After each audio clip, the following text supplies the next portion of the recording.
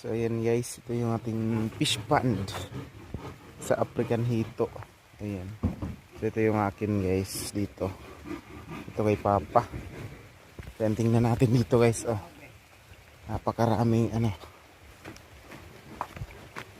Parang makabigyo ka.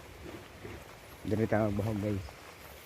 Mga ka-idol, diri ta magbahog kay mo tan-aw ta. Asa may nindot og form out. Dili kuan. Ang awa mga ka-idol.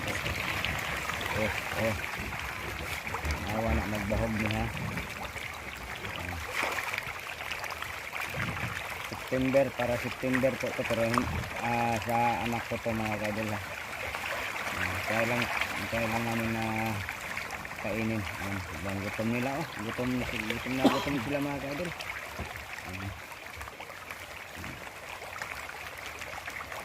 Grabe, sobrang dami guys.